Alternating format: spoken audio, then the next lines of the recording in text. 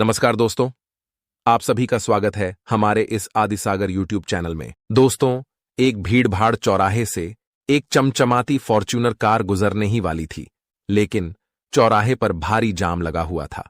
उस Fortuner car में बैठे व्यक्ति ने अपने ड्राइवर से कहा, भाई साहब, थोड़ी देर रुक जाइए, इतनी भी क्या जल्दी है? सामने बहुत सारे लोग खड़े हैं और मुझे लग रहा है कि जाम काफी दूर तक फैला हुआ है, इसलिए जल्दबाजी मत करो, आराम से चलो। ड्राइवर ने उसके निर्देशानुसार कार को वहीं चौराहे पर रोक लिया, तब तक के लिए जब तक जाम खाली ना हो जाए। तो दोस्तों, आज की कहानी वाकई में दिल को झकझोर देने वाली और दिल को छू जाने वाली या सीख देने वाली है और सचेत भी करेगी। लेकिन दोस्तों, वीडियो में आगे बढ़ने से पहले अगर आप हमारे चैनल पर नए हैं तो कृपया चैनल को सब्सक्राइब कर लें और इस वीडियो को लाइक जरूर करें। आपके सपोर्ट से हमारा हौसला बढ़ता है और हम आपके लिए इसी तरह की अनोखी और महत्वपूर्ण कहानियां लेकर आते रहेंगे। तो चलिए आज की सच्ची कहानी शुरू करते हैं। दोस्तों, 14 अगस्त 2015 की बात है। उत्तर प्रदेश का एक डिस्ट्रिक्ट है कन्नौज, और इसी कन्नौज में एक नगर है छिबरामऊ। मैंने पहले जिस चौराहे की बात की थी वही छिबरामऊ का चौराहा है, जहां जाम लगा हुआ था। इसी जाम में एक फॉर्च्यूनर कार रुकी हुई थी, जिसके मालिक सत्येंद्र चौहान थे। सत्येंद्र जी किसी विशेष काम से दिल्ली जा रहे थे। सत्येंद्र चौहान बहुत ही दयालु स्वभाव के व्यक्ति थे। जब उनकी कार रुकी तो उन्होंने देखा कि उनकी गाड़ी के पास 3-4 महिलाएं खड़ी हैं, जो बेहद गंदे और मैले कपड़े पहने हुए थीं। उन्हें देखकर सत्येंद्र जी को लगा कि ये महिलाएं भीख मांगने वाली हैं, जैसे अक्सर चौराहों पर देखी जाती हैं। जैसे ही सत्येंद्र चौहान का ड्राइवर कार का शीशा नीचे करता है, सत्येंद्र जी अपनी जेब में हाथ डालते हैं और पर्स निकालकर उसमें से कुछ रुपये की गड्डी निकालते हैं। उन्होंने उन महिलाओं को 1-1 हजार रुपये दे दिए। इसी दौरान सत्येंद्र चौहान ने देखा कि अब जाम खुल गया है, तो उन्होंने ड्राइवर से कहा, गाड़ी आगे बढ़ाओ। जैसे ही गाड़ी आगे बढ़ने लगती है, सत्येंद्र चौहान देखते हैं कि उनकी खिड़की के पास एक महिला खड़ी है, जो लगातार खिड़की पर हाथ मार रही है और कह रही है, बाबूजी, हमें तो आपने कुछ दिया ही नहीं। सत्येंद्र चौहान ने जब उसे देखा तो उन्हें ऐसा लगा जैसे वे इस महिला को जानते हैं, पहचानते हैं। सत्येंद्र चौहान तुरंत कार का शीशा नीचे करते हैं और वह महिला कार के पास चलकर आती है। सत्येंद्र चौहान जब उस महिला को पहचानते हैं और हैरानी से पूछते हैं, अरे तुम यहां क्या कर रही हो? तब वह महिला सिर झुकाकर कहती है, बाबूजी, आपने मुझे कुछ दिया ही नहीं। सत्येंद्र की आंखों में एक अजीब सी बेचैनी थी। वह महिला कोई और नहीं बल्कि उनकी पूर्व पत्नी रूबी थी, जिससे उनका तलाक लगभग 3 साल पहले हो चुका था। सत्येंद्र चौहान ने खुद को संभालते हुए उससे पूछा, रूबी, तुम तो एक अच्छे खासे घराने की लड़की थी। जब तलाक का केस हुआ था तो तुमने मेरे ऊपर लाखों रुपए का जुर्माना भी लगाया था और मैंने वो रकम तुम्हें दी थी। फिर ऐसा क्या हुआ कि आज तुम इस हालत में हो? दरबदर की ठोकरें खा रही हो, सड़कों पर भीख मांग रही हो। रूबी ने एक पल के लिए चुप्पी साध ली और फिर बोली, सत्येंद्र, मैं आपको सब कुछ बताऊंगी, बस मुझे थोड़ा समय दीजिए। सत्येंद्र ने बिना कुछ और सवाल किए कहा, ठीक है, तुम मेरी कार में बैठ जाओ। फिर उन्होंने ड्राइवर से कहा, भाई साहब, पीछे का दरवाजा खोलिए। ड्राइवर ने तुरंत दरवाजा खोल दिया और अगले ही क्षण रूबी कार में बैठ गई। जैसे ही रूबी कार में सवार होती है, चौराहे के आसपास मौजूद दुकानदारों की निगाहें उन पर टिक जाती हैं। वहां खड़े लोग एक अमीर आदमी और एक गरीब भिखारिन के बीच इस अजीब मुलाकात को देखकर असमंजस में थे। उन्हें शक होने लगा कि कहीं यह व्यक्ति इस महिला को किसी गलत काम के लिए तो नहीं ले जा रहा है। देखते ही देखते वहां लोगों की भीड़ इकट्ठा हो गई और सब एक दूसरे से पूछने लगे, क्या हो रहा है? ये अमीर आदमी इस महिला को क्यों लेकर जा रहा है? पूरा बाजार इस रहस्यमय घटना को जानने के लिए उत्सुक हो गया था। सत्येंद्र ने जब यह देखा तो उन्होंने ड्राइवर से कहा, चलो यहां से निकलो, ज्यादा रुकना ठीक नहीं होगा। और इसी के साथ उनकी कार जाम से निकलकर धीरे धीरे आगे बढ़ने लगी। जब सत्येंद्र चौहान ने रूबी को अपनी गाड़ी में बैठाया तो वह अकेली नहीं थी। उसके साथ 3-4 और भीख मांगने वाली महिलाएं भी थीं। वे यह समझ नहीं पा रही थीं कि रूबी एक अमीर आदमी की कार में क्यों बैठ रही है और उनका आपस में क्या संबंध है। महिलाओं के मन में शक पैदा हो गया और वे आपस में धीरे धीरे चर्चा करने लगीं। उनकी बातों ने जल्द ही तूल पकड़ लिया और 1 मिनट के अंदर यह खबर पूरे बाजार में फैल गई कि एक अमीर व्यक्ति किसी भिखारिन महिला को अपनी कार में बैठाकर ले जा रहा है। बाजार में लोगों की भीड़ जमा हो गई और वे इस दृश्य को समझने की कोशिश करने लगे। कुछ लोग सोच रहे थे कि कहीं यह महिला किसी अनहोनी की शिकार तो नहीं हो रही। भीड़ में से कुछ लोगों ने उस महिला से पूछना शुरू किया कि वह कार में क्यों बैठी और उसका इस व्यक्ति से क्या संबंध है। इस पर रूबी ने स्पष्ट किया, दरअसल ये मेरे तलाकशुदा पति सत्येंद्र चौहान साहब हैं। मुझे यह जबरदस्ती नहीं ले जा रहे हैं, बल्कि मैं खुद अपनी मर्जी से इनके साथ जाना चाहती हूं। रूबी के इतना कहने पर कुछ लोग आश्वस्त हो गए, लेकिन बाजार में कानाफूसी और संदेह की हलचल अभी भी थी। सत्येंद्र चौहान ने स्थिति की गंभीरता को भांपते हुए ड्राइवर से कहा, जल्दी गाड़ी चलाओ, यहां और रुकना ठीक नहीं होगा। धीरे धीरे फॉर्च्यूनर कार बाजार से आगे बढ़ गई और सत्येंद्र ने रूबी को अपने साथ लेकर जाने का फैसला किया। लोग अब भी एक दूसरे से सवाल पूछते रह गए कि आखिरकार इस महिला की कहानी क्या है और उसका जीवन इस मोड़ पर क्यों आ गया। सत्येंद्र चौहान और रूबी एक होटल पर बैठे थे। सत्येंद्र ने अपने ड्राइवर को कुछ पैसे दिए और कहा, जाओ मार्केट से इनके लिए एक अच्छी सी साड़ी और चप्पल की जोड़ी खरीद कर ले आओ। ड्राइवर तुरंत मार्केट की ओर रवाना हो गया। इस बीच सत्येंद्र चौहान ने रूबी से कहा, रूबी तुम होटल के अंदर जाओ और महिला स्नानागार में जाकर स्नान कराओ। रूबी, जो पहले ही अपने हालात से टूट चुकी थी, चुपचाप होटल के स्नानागार में चली गई। स्नान के बाद वह खुद को तरोताजा महसूस कर रही थी। जब वह बाहर आई तो ड्राइवर उसके लिए नई साड़ी और चप्पल लेकर आ चुका था। सत्येंद्र ने उसे नई साड़ी पहनने के लिए कहा। रूबी ने साड़ी पहनी और जैसे ही वह बाहर आई, सत्येंद्र चौहान की नजर उस पर ठहर गई। वह एक पल के लिए उसकी ओर देखता ही रह गया। रूबी की बदली हुई सूरत और उसके चेहरे की मासूमियत ने सत्येंद्र को पुरानी यादों में वापस खींच लिया। सत्येंद्र ने मन ही मन सोचा, हालात चाहे जैसे भी बदल गए हों, लेकिन रूबी का चेहरा और चाल चलन बिल्कुल भी नहीं बदला। वह सिर्फ मजबूरियों की मारी है। कुछ क्षणों की चुप्पी के बाद सत्येंद्र ने रूबी से कहा, रूबी, मैं किसी जरूरी काम से दिल्ली जा रहा हूं। अगर तुम मुझे थोड़ा सा समय दो तो मैं कल आकर तुमसे मिलूंगा। तुम मुझे अपना पता लिखकर दे दो ताकि मैं वहां से लौटने के बाद तुमसे मुलाकात कर सकूं। रूबी ने बिना कुछ कहे एक पर्चे पर अपना पता लिखा और सत्येंद्र को दे दिया। सत्येंद्र फिर दिल्ली के लिए रवाना हो गए। दिल्ली पहुंचकर उन्होंने दिन में अपने सभी काम जल्द से जल्द निपटाने की कोशिश की ताकि वापस आकर रूबी से मिल सकें। लेकिन उस रात जब वह होटल में सोने गए तो उनका मन बहुत बेचैन था। पुरानी यादें, रूबी की बदहाली और उसके हालात उनके मन में बार बार घूम रहे थे। उधर रूबी की भी हालत कुछ ऐसी ही थी। उसने कभी सोचा नहीं था कि उसकी जिंदगी इस मोड़ पर आ जाएगी और अब अचानक सत्येंद्र का दोबारा मिलना उसे अजीब सी उलझनों में डाल रहा था। दोनों के लिए वह रात काटनी मुश्किल हो रही थी। सत्येंद्र की रात करवटें बदलते हुए और सोचते हुए बीती, और रूबी की, जो कि चौराहे पर भीख मांगती थी, उसकी भी वह रात नहीं कट रही थी। बेचैनी और सवालों से भरी थी। दोस्तों, दोनों ने वहां पूरी रात करवटें बदलते हुए बिताई।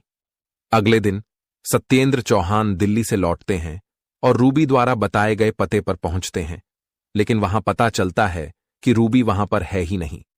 वह फिर अपने काम पर भीख मांगने के लिए जा चुकी है। सत्येंद्र फिर उसी चौराहे पर जाते हैं जहां पर रूबी उन्हें पिछले दिन मिली थी।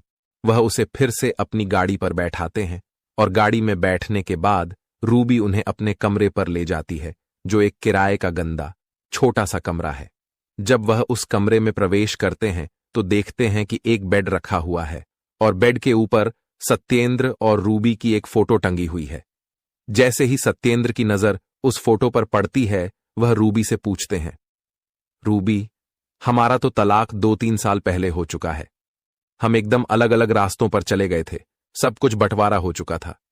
कोर्ट में सब कुछ तय हो गया था। तुमने मेरे ऊपर हर्जाना लगाया था, वह 1 लाख रुपए भी मैंने तुम्हें दे दिए थे, तो यह आखिर तस्वीर क्यों लगा रखी है? दोस्तों, फिर रूबी फूट फूट कर रोने लगती है और कहती है, दरअसल मैंने आपको तलाक भले ही दे दिया था, लेकिन उस तलाक के पीछे मेरी रजामंदी नहीं थी। मैं दरअसल आपको कभी तलाक देना ही नहीं चाहती थी। मैं आज भी आपको उतना ही प्यार करती हूं जितना कि शादी के बाद किया करती थी। सत्येंद्र चौहान, जो इस जवाब से हैरान थे, कहते हैं, फिर तुमने मुझे तलाक क्यों दे दिया? तब वह पूरी कहानी बताती है और कहती है, दरअसल मेरे एक जीजा होते हैं, मेरे पिता और मेरा एक भाई भी है। सत्येंद्र, तुम एक बड़े बिजनेसमैन थे और तुम्हारे पास बहुत सारी संपत्ति थी। तुम इकलौते बेटे थे और तुम्हारे पास अकूत धन था।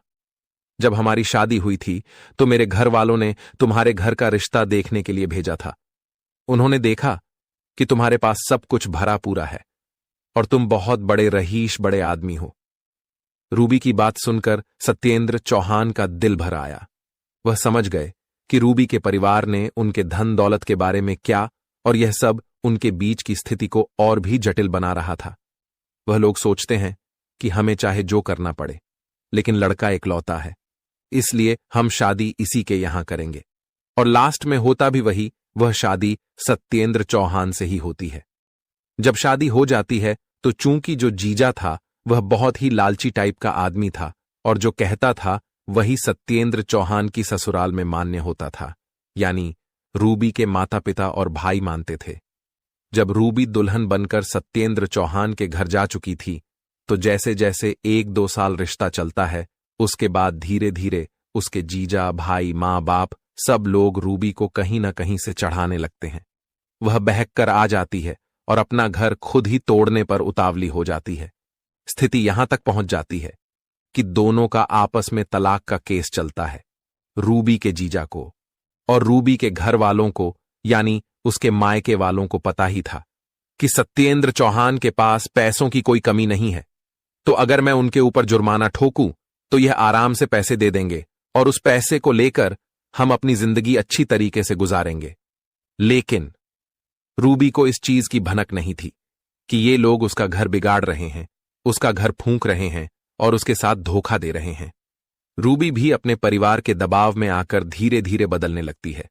रूबी अपने मम्मी पापा और अपने भाई के कहने पर यह सारा कृत्य करती थी और अंत में कोर्ट में दोनों का तलाक हो जाता है। रूबी अपने परिवारजनों के कहने पर 1 लाख रुपए का जुर्माना सत्येंद्र चौहान पर ठोक देती है और सत्येंद्र चौहान भरे कोर्ट में 1 लाख रुपए अदा करके तलाक ले लेते हैं। इस प्रकार दोनों का संबंध विच्छेद हो जाता है। ये सारे पैसे रूबी के नाम से उसके खाते में आ जाते हैं। धीरे धीरे उसका जीजा कहता है, रूबी देखो, अब तुम्हारा तलाक हो गया है, मैं तुम्हारी अच्छी शादी करा दूंगा, लेकिन ऐसे तुमसे कोई शादी नहीं करेगा क्योंकि तुम तलाकशुदा हो। इसलिए तुम्हें सबसे पहले एक छोटा सा घर बनाना होगा, एक प्लॉट या जमीन खरीदनी होगी, ताकि कोई भी लड़का या परिवार लालच में आकर तुमसे शादी करने के लिए तैयार हो जाए। उसका जीजा और उसके परिवार वाले उससे प्लॉट के नाम पर 30 लाख रुपए ले लेते हैं, लेकिन अंत में उसे कुछ नहीं मिलता। धीरे धीरे वे सभी पैसे रूबी के खाते से निकाल लेते हैं। इस तरह रूबी अपने परिवार की बातों में आकर न केवल अपने पति को खोती है, बल्कि अपनी मेहनत की कमाई को भी अपने परिवार के हाथों गंवा देती है। जाते हैं और जब रूबी के पूरे पैसे खत्म हो जाते हैं, तब तक उसका एकलौता भाई शादी कर लेता है। शादी होने के बाद जब उसकी पत्नी घर आती है, तो वह रूबी से बहुत ज्यादा जलन रखने लगती है और रूबी उसे फूटी आंखों भी नहीं सुहाती। अब रूबी बड़ी हो चुकी थी। जब उसकी शादी हुई थी तब शायद उसकी समझदारी की अवस्था इतनी परिपक्व नहीं थी कि वह चीजों को समझ पाती, लेकिन अब दोस्तों, रूबी सब कुछ समझ पा रही थी, सब कुछ जान चुकी थी, लेकिन बहुत देर हो चुकी थी। उसने अपने हंसते खेलते परिवार में अपने हाथों से आग लगा दी थी। जब उसका पैसा खत्म हो जाता है तो रूबी का भाई और उसके माता पिता उसे घर से निकाल देते हैं। वह अपने जीजा के पास पहुंचती है, लेकिन जीजा भी कहता है, तुम्हें जहां मर्जी हो वहां चली जाओ। जब तुम अपने पति की नहीं हो सकी तो तुम हम लोगों की कब होगी? रूबी फिर सीधा चली जाती है। उसके पास कहीं रहने का कोई ऑप्शन नहीं होता। थक हार कर मजबूरी में वह सड़क पर कुछ महिलाओं से मिलती है। वह सभी एक दूसरे से मिलकर ऐसी महिलाओं से उसकी मुलाकात होती है जो सड़क पर भीख मांगने का काम करती हैं। दोस्तों, रूबी उन लोगों के साथ रहने लगी और उनके साथ खाना खाने लगी। अब उसका जीवन झुग्गी में चल रहा था। धीरे धीरे रूबी भी उसी धंधे में उतर आई और वह भी भीख मांगने लगी। जब पूरी कहानी रूबी ने उसी कमरे में अपने पति सत्येंद्र चौहान को सुनाई तो सत्येंद्र चौहान साहब की आंखों से आंसू निकलकर जमीन पर गिरने लगे। अब रूबी सत्येंद्र से पूछती है, मां तो मुझे बहुत मानती थीं, मां का क्या हाल है? सत्येंद्र कहते हैं, मां आज भी वैसे ही हैं, वे तुम्हें आज भी याद करती हैं। उन्होंने पता नहीं कितनी बार मुझसे कहा, क्या मेरी बहू अब मुझे वापस नहीं मिल सकती? लेकिन अब वे बुजुर्ग हो चुकी हैं। अब मैं उन्हें क्या बताऊं कि हमारा कोर्ट में तलाक हो चुका है और अब हम कभी एक दूसरे को नहीं हो सकते। रूबी सत्येंद्र से कहती है, अगर दिल सच्चा हो, मोहब्बत सच्ची हो और इरादे नेक हों तो हम अभी भी एक हो सकते हैं। सत्येंद्र कहते हैं, नहीं, कानूनी तौर पर और धार्मिक रूप से हम हर तरह से अलग हैं। इतना कहकर सत्येंद्र चौहान कुछ पैसे निकालता है और कहता है, यह पैसे रखो, हर महीने का जो तुम्हारा खर्चा होगा उसे मैं देता रहूंगा। मुझसे लेते रहना, लेकिन मैं तुम्हें अपने साथ नहीं ले जा सकता। वह ये पैसे रूबी को देता है और अपनी कार में बैठ जाता है। जैसे ही वह सवार होता है, रूबी उसके पैरों पकड़कर रोने लगती है, जिससे सत्येंद्र का दिल भी पिघल जाता है। वह कहते हैं, एक बार मुझे अपनी सासू मां से बात करने दो। सत्येंद्र अपनी जेब से मोबाइल निकालता है और तुरंत अपनी मां को कॉल करता है। मां, रूबी मिल गई है, रूबी से बात करना है। जैसे ही उसकी मां यह सुनती है कि उसकी बहू रूबी आज कितने दिनों बाद उसके बेटे से मिली है, वह तुरंत कहती है, बेटा, बात कराओ, मुझे बहुत कुछ कहना है। सत्येंद्र अपने फोन को रूबी के हाथ में देता है। अब सासू और बहू दोनों एक दूसरे से काफी बातें करती हैं। सत्येंद्र की मां कहती है, ऐसा करो, तुम बहू को सीधा घर वापस लेकर आओ। सत्येंद्र अपनी मां की बातों को टाल नहीं पाता। सत्येंद्र चौहान, जो अपनी भावनाओं को संभाल नहीं पा रहा था, रूबी को अपने फॉर्च्यूनर कार में बैठाता है और सीधे अपने घर पहुंचता है। दोस्तों, जैसे ही वह घर पहुंचता है, वह देखता है कि उसकी मां आरती की थाल सजाए अपनी बहू का इंतजार कर रही है। वह अपनी बहू की आरती करती है और दोनों एक दूसरे के गले मिलते हैं। सास और बहू एक दूसरे के साथ रोने लगती हैं। उसके बाद सत्येंद्र कहता है, मां, यह वही रूबी है जिसने कोर्ट में मुझसे 4 लाख रुपए का जुर्माना लिया था और मैंने 4 लाख रुपए भरे थे। क्या इस महिला को दोबारा अपने घर में रखना चाहिए? उसकी मां जवाब देती है, बेटा, अगर सुबह का भूला शाम को घर वापस आ जाए तो उसे भूला नहीं कहते। यह भी एक इंसान है और गलतियां हमेशा इंसानों से ही होती हैं। अगर इसमें कोई गलती हो गई है तो इसे माफ कर दीजिए। सत्येंद्र अब अपनी तलाकशुदा पत्नी रूबी को माफ कर देता है। दोस्तों, सत्येंद्र और रूबी दोनों एक बार फिर अपनी नई जिंदगी की शुरुआत करते हैं और एक साथ बड़े प्यार से रहने लगते हैं। दोस्तों, कभी कभी जिंदगी में ऐसे पल आते हैं जब हमारे रिश्ते, हमारे अपने ही हमें छोड़ जाते हैं, हमें दर्द देते हैं और हम खुद को अंधकार में घिरा महसूस करते हैं। ऐसा ही कुछ हुआ सत्येंद्र और रूबी के साथ। एक समय था जब रूबी ने सत्येंद्र से अलग होने का निर्णय लिया और कोर्ट में 4 लाख रुपए का जुर्माना भी लगाया। लेकिन दोस्तों, यह कहानी सिर्फ अलगाव की नहीं है। यह कहानी है पुनर्मिलन की, माफी की और सबसे बड़ी बात, इंसानियत की। सोचिए, एक इंसान जिसने अतीत में गलती की, जब वह लौट कर आता है तो हमारे सामने एक सवाल खड़ा होता है, क्या हम उसे माफ कर सकते हैं? सत्येंद्र की मां ने जिस तरह अपने बेटे को सिखाया, वह हमारे लिए एक प्रेरणा है। उन्होंने कहा, अगर सुबह का भूला शाम को घर वापस आ जाए तो उसे भूला नहीं कहते। यह वाक्य हमें सिखाता है कि हर इंसान गलतियां करता है, लेकिन उसे मौका देना हमारा कर्तव्य है। दोस्तों, यह माफ करने का गुण, यह दूसरों को समझने का गुण, यही हमारे समाज की असली ताकत है। हम सब इंसान हैं और इंसान होने के नाते गलतियां होना स्वाभाविक है, लेकिन उन गलतियों को सुधारने का और दूसरों को मौका देने का साहस हम में होना चाहिए। इस कहानी में सत्येंद्र ने अपनी पत्नी रूबी को माफ कर दिया क्योंकि उसने समझा कि एक गलती से कोई बुरा नहीं हो जाता। सत्येंद्र की मां ने भी यही संदेश दिया कि किसी को उसकी गलतियों के लिए हमेशा के लिए मत ठुकराओ, बल्कि उसे सुधारने का मौका दो। दोस्तों, अगर हम भी इसी सोच को अपनाएं, अगर हम भी दूसरों को माफ करना और समझना सीख लें, तो हमारे रिश्ते मजबूत बनेंगे, हमारा समाज और भी सुंदर बनेगा। याद रखिए, माफी सिर्फ एक शब्द नहीं है, यह वह ताकत है जो टूटे हुए रिश्तों को जोड़ सकती है, बिखरे हुए दिलों को समेट सकती है।